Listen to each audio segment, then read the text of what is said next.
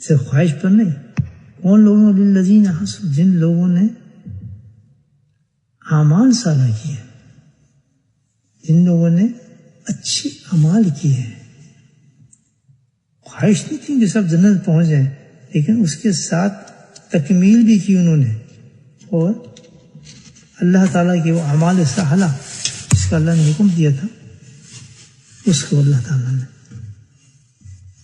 لوگوں نے کیا. نتیجہ کیا نکلا کہ اگر ہم جنت میں جانا چاہتے ہیں بھائیوں، سب باتوں سے نہیں ہوگا، قصے کہانی سے نہیں ہوگا، بلکہ کون سے اعمال جو اللہ سبحانہ تعالیٰ نے اعمال دیے ہیں کرنے کے لیے. جب بندہ وہ اعمال کرے گا تو کام بنے گا. اچھا، اعمال میں ہم بڑی ڈنڈی مارتے ہیں. ہم اعمال سمجھتے ہیں ایک ہی چیز کو کہ جو اللہ نے حکم دیا، نماز پڑھ لو، روزہ رکھ لو، حج کر لو، زکوٰۃ کر لو، تلاوت کر لو، یہ سب چیزیں. اعمال کی دو قسمیں ہیں، ایک عمل کرنے کے لیے کہا ہے، ایک عمل نہ کرنے کے لیے کہا ہے. ان دونوں کو نام ملا کر اعمال حسنہ ہوتا ہے. اگر بندہ ایک ہی عمل کرتا رہے، بس آج کا ہمارا معمول یہی ہے، بڑا پکا نمازی ہے، بڑا زبردست ہے، بڑا حج کرتا ہے، بڑا وہ ہے تو بڑا یہ ہے، لیکن ساتھ میں گاڑی بھی کاٹتا ہے، بے پردگی بھی کرتا ہے، جھوٹ بھی بولتا ہے، حرام بھی کھاتا ہے، فراڈ بازی بھی کرتا ہے اور ذکر بھی کرتا ہے. تو ہم کیا دیکھتے ہیں؟ ذکر کو دیکھتے ہیں، لیکن یہ نہیں دیکھ رہا جو ذکر کو برباد کر دی چیز، اس کو نہیں دیکھ رہے کہ جہاں اللہ پاک نے ہمیں اچھے اعمال کرنے کی توفیق عطا فرمائی ہے، وہاں اس کے ساتھ خراب اعمالوں کو بھی رکنے سے بتایا ہے. ورنہ کیا ہے کہ دیمک لگ جاتا ہے. جو اعمال انسان جو تہجد آپ نے پڑھ لی، تہجد پڑھنے کے بعد آپ نے کوئی خوش ہو گئی جب میں نے تہجد پڑھ لی، اتنا ثواب ہے، بالکل الحمدللہ. اسی کے ساتھ گناہ کر لیا آپ نے اسی وقت، ٹیلی فون پر جا کے کسی سے بات کر کر، بد نظری کر کے، فراڈ کر کر، جھوٹ بول کر. اور پھر ہم اس میں ایک اور شیطان یہ دھوکہ انسان کو دیتا ہے، تو نے تو یہ کام کیا ہے، اسے کیا فرق پڑتا ہے، یہ تو بہت چھوٹی چیز ہے، جھوٹ تو کچھ ہے ہی نہیں.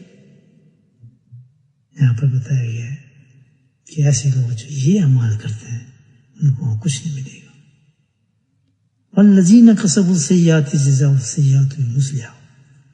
باتیں ان کی کمائی ہی برائی ہیں، ان کی ہے ہی کچھ نہیں کمائی، تو پھر ان کو وہاں کا کیا گیا کہ حسنہ، اچھی جگہ دیا جائے گا ٹھکانہ، اور ایسے لوگوں کا دیا جائے گا ان کو وہ ٹھکانہ دیا جائے گا جو برا ہے، یعنی جہنم.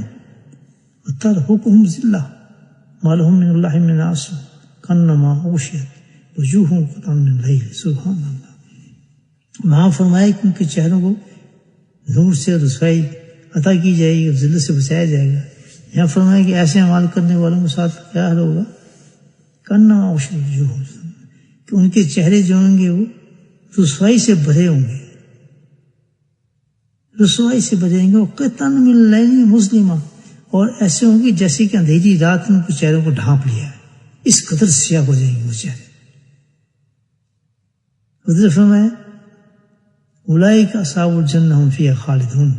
یہ نیک عمل کرنے کے بعد یعنی وہ برائیوں سے بھی بچے ہیں اور نیک اعمال بھی کیے ہیں. لیکن نبی کی حدیث کا مفہوم ملتا ہے، ایک شخص جو ہے وہ 5 وقت نماز پڑھتا ہے، فضائل ادا کرتا ہے، روزے فرض رکھ لیتا ہے، زکوٰۃ فرض ادا کر دیتا ہے، حج زندگی کے فرض ادا کر دیتا ہے، بس. اور پھر پوری کوشش کے ساتھ وہ گناہوں سے بچ جاتا ہے، برائیوں سے بچتا ہے. اللہ کے نبی فرماتے ہیں کہ جنت کی اعلیٰ درجہ یہ ہوگا، اولئک اصحاب الجنہ.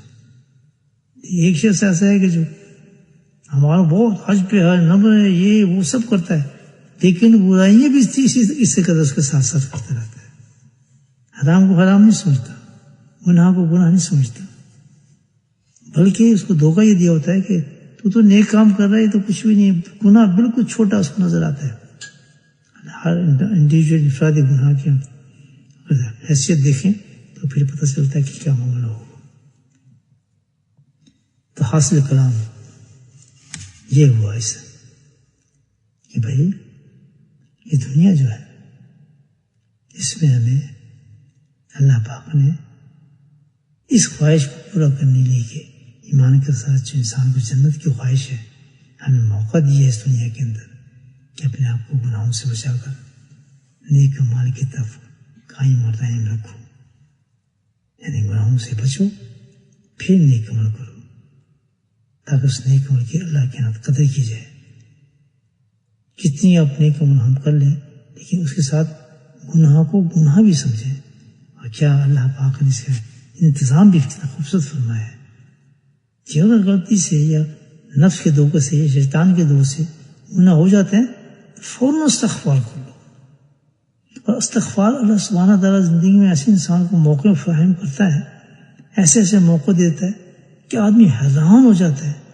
اس تجدید بیت ہے، بیت کے اللہ سبحانہ تعالیٰ کو موقع دیتے ہیں کہ اپنی بیت کو تجدید کر لو، اور بندہ کر لیتا ہے، سارے گناہ پھر معاف ہو جاتے ہیں اس کے۔ لیکن کیونکہ دھوکہ نفس کا شیطان کا، وہ اپنے آپ کو متکبر سمجھتا ہے، وہ کہتا ہے نہیں میں تو نیک عمل، یہ تو کچھ گناہ نہیں ہے، اس سے کیا ہوتا ہے، وہ اپنے اعمالوں کی طرف بہت دیکھتا ہے کہ میں تو یہ کیا ہے، یہ کیا ہے، لوگ مجھے یہ کہتے ہیں، ان کی طرف بڑا دھیان جاتا ہے، اتنا صدقہ نکال دیا، اتنا فلاں نکال دیا، لیکن یہ بتائیں تو حرام کی طرح، جھوٹ کی طرح۔ حضرت پھر اللہ کی محبت کیسے حاصل کرے؟ جب تعریفیں سنی تھی تو نے حضرت تھانوی رسول کا حضرت اللہ کی محبت کیسے حاصل کرے، جیسے میں آپ کے سامنے عرض کر رہا ہوں، تو کوئی سوال کر سکتا ہے صاحب یہ جو بتایا ہے اس کو ہم کیسے حاصل کریں، اس چیز کو کہ گناہ سے بھی بچیں اور اچھے اعمال بھی ہم کر لیں۔ یہ تو دنیا بڑی اٹریکٹیو ہے ہمارے لیے، اس نفس کو کیسے مارے، کیسے بچیں؟ تو یہی سوال حضرت منظور رحمۃ اللہ نے کس سے کیا؟ حکیم الامت حضرت تھانوی جو مجدد تھے اس کے اپنے تصوف کے کہا جاتا ہے ان کو، تو حضرت نے فوراً رک کے ان کی طرف دیکھ اور جواب دیا بڑے جلال کے ساتھ۔ جب انہوں نے کہا نا کہ ہم پھر اللہ کی محبت کیسے حاصل کریں، تو آپ نے فرمایا جنہوں نے محبت کی ہے، جنہوں نے اللہ کی محبت کو حاصل کیا ہے، ان کو قدموں میں پڑ جاؤ۔ کیا اچھا علاج، یہ چیز قرآن کے علاج ہوتا ہے کہ جنہوں نے اللہ کی محبت کو حاصل کیا ہوا ہے، یعنی اللہ والے، ان کی قدموں میں پڑ جاؤ، تو وہ مل جائے گا یہ تم چاہتے ہو۔ پھر اللہ سبحانہ تعالیٰ ہمارے لیے ویسے دروازے کھول دے، اور اس کے لیے ہمیں اخلاص عطا فرمائے کہ جب ایسے انسان کے پاس جائیں جو اللہ سے محبت کرنے والا ہے، تو پھر ایک ہی نیت کے ساتھ جائے، کوئی بھی اس میں دنیا کی نیت نہ ہو، نہ دنیا کام ہو، ورنہ 30 40 سال لوگ بیٹھے ہوتے ہیں، ان کو محبت کا چھینٹا بھی نہیں پڑا ہوتا۔ اس کی وجہ یہ ہوتی ہے کہ انہیں وہ نیتیں پوری نہیں تھی۔